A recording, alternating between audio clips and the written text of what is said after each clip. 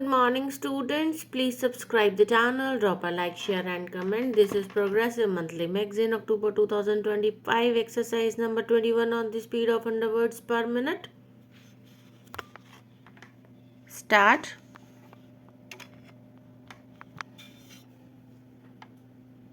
I have great pleasure in welcoming you to the ninth annual meeting of the All India Council for Technical Education.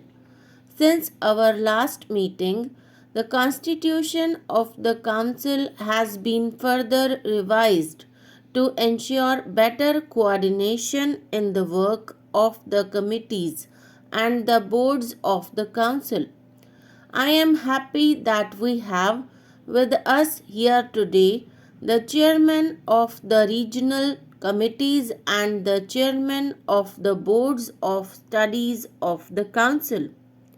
In view of the importance of improving the quality of higher education, the central government decided last year to set up a University Grants Commission.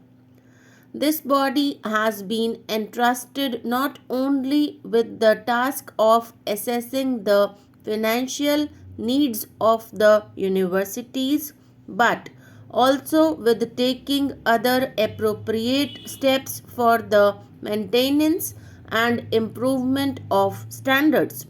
I am glad to note that friendly relations have already been established between the University Grants Commission and the Council in the field of technical education. The University Grants Commission has accepted the suggestion of the coordinating committee to utilize the machinery of the Council for the assessment of the needs of the technological departments of the universities. I welcome on the Council the chairman of the University Grants Commission as an ex officio member. We are meeting today after a lapse of more than a year and a half.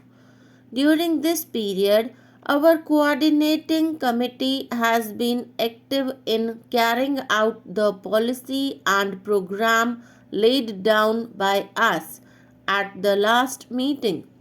The successful implementation of the 5-year plan on the general lines indicated by the Council is in no small measure due to the untiring efforts of the regional committees and other special committees.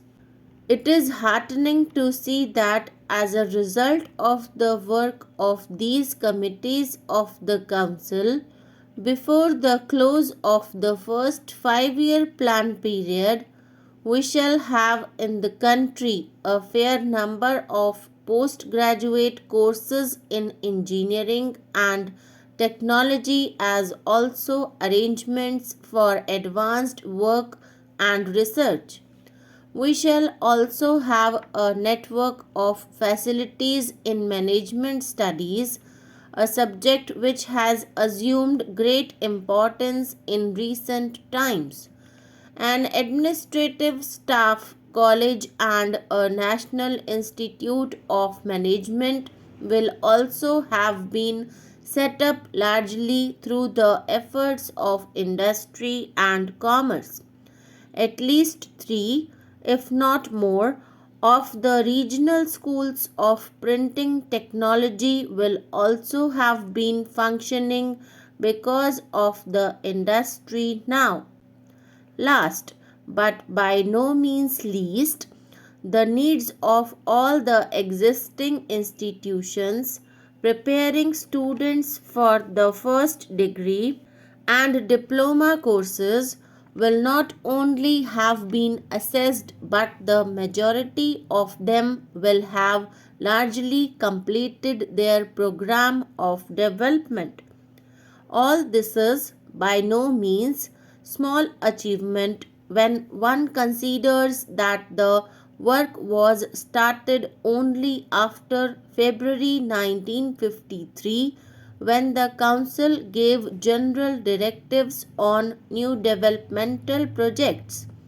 The increasing interest which the state governments are taking in the work of the Council is evident from the reports of the work done by the regional committees as also the items put forward for consideration of the Council by some of the state governments.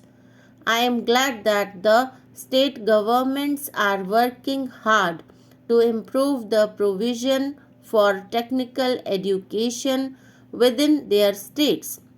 I am sure that your deliberations on the points raised by them will help us to formulate policies and ensure coordinated development.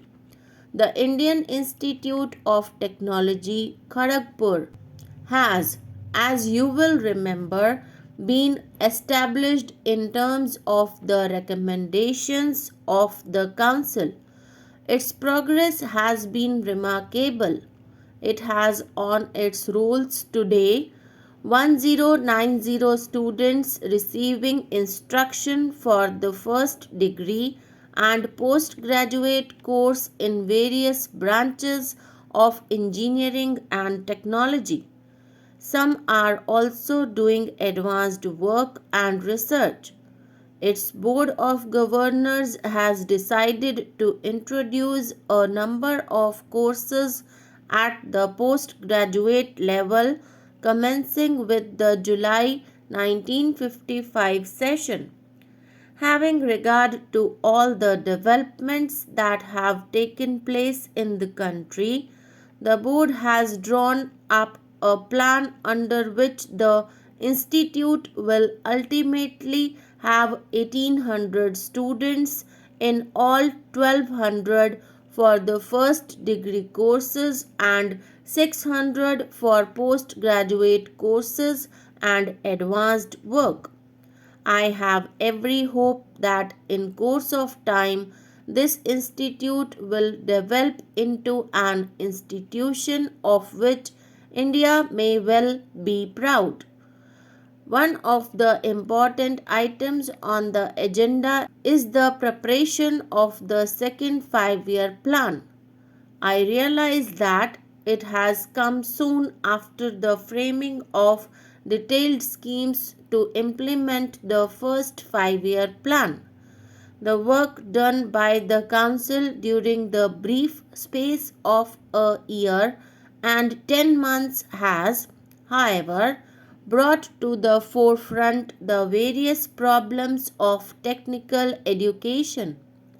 We are therefore in a position to indicate the general lines of development for the 5-year period 1956-61.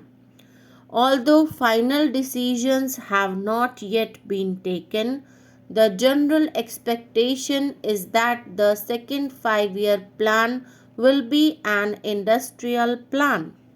It is important, therefore, that we should plan ahead for the future.